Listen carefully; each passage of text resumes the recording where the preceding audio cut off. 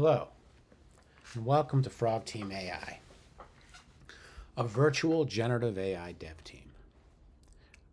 FrogTeam.Ai was created out of a desire for an open, developer-centric IDE platform that can allow code generation prompt sharing, a feature we hope to offer in the coming weeks. Today, I'm going to provide a small amount of background information as I demo what FrogTeam.Ai can do.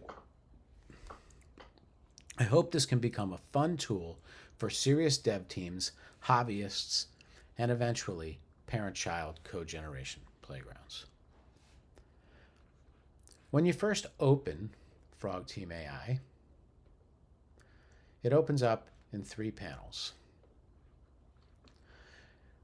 There's the prompt panel, the prompt library panel, the team configuration panel, and the project panel.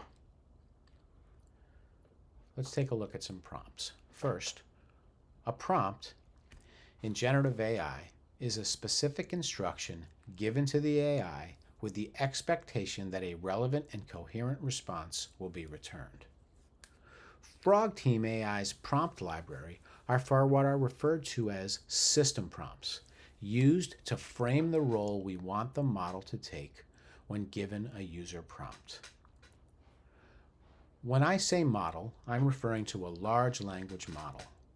This is a type of artificial intelligence that can understand and generate human-like text based on massive amounts of data that it has been trained on.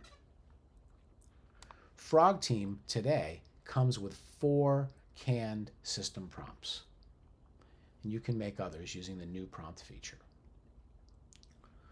You can see here this prompt provides specific instructions to the lead architect to break down the project and make assignments for the other team members.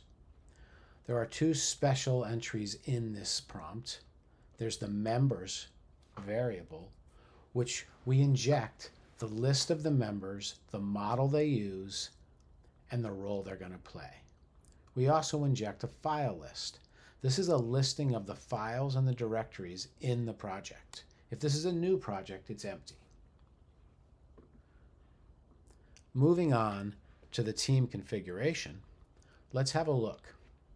Michael is the name we gave to our lead architect who uses the GPT-4o model. In this version, the lead architect can only use the GPT-4o model. In future versions, we'll open this up to the other models available in the dropdown. But for demonstration purposes, we also have Anna, who's a developer using Bedrock, Claude 3.5 Sonnet. We have Jesse, another developer using GPT-4o.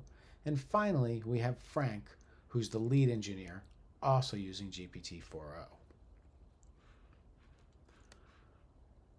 Let's move on up to the project panel. It's important for you to take a look at the team lineup.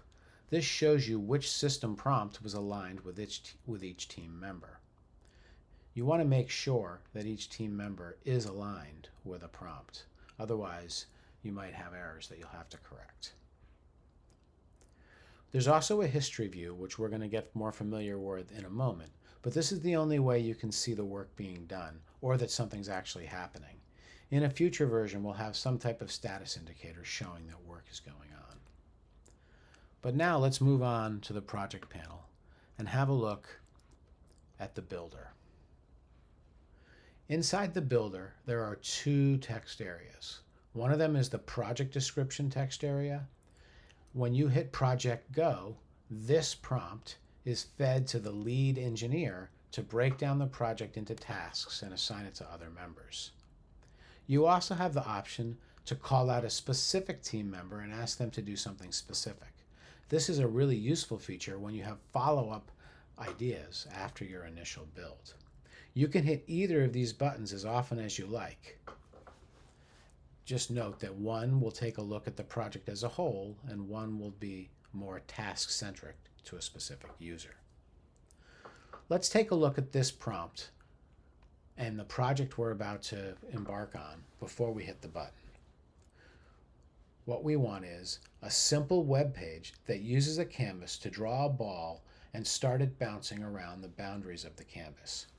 Please break the project up into multiple files, index.html, index.js, and index.css, and place them in a directory called bouncing ball.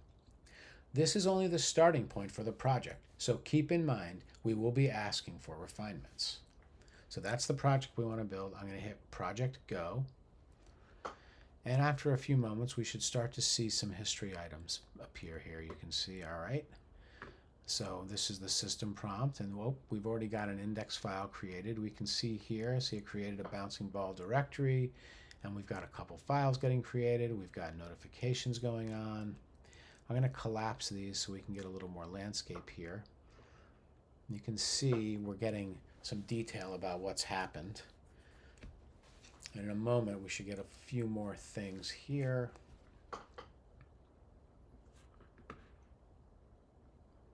Let's just give it a second.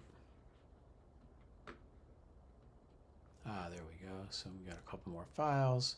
You can see here the M. So this is Anna has output a report of what she's done for us. You can see Jessie did some work as well. She's working on this. She's made some refinements and saved the file. Let's see what else we're going to get. Okay, and we've got Frank. Frank's giving us a report of what he did. Let's see here. We should be just about done. And it'll finalize and we can take a look at the results. Here we go. So now this is the final report from the lead engineer showing us what's done. Now let's take a look. We've got this project. Let's take a look at the index file. Oh, look at that. So they've built it for us. Now, we're going to come back and we're going to do one more thing. We're going to go back to the builder and we're going to ask Anna to modify index.html to make the background sky blue and make sure the ball is red. You may have to edit a different file to get that done. So let's see if we can get Anna to change this. I'm going to hit this and we're just going to see what happens over here. Can Anna make the background blue? Let's see. Ooh, look at that. And now, will she make the ball red? Oh, she did it. Look at that. So now Anna's probably going to spit out a final report. And that'll be the end of the project.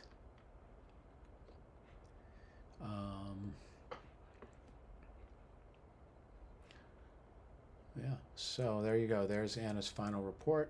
She shows us what changes she made to change the colors. And there you have it. That's FrogTeam.Ai. I hope to hear from you soon.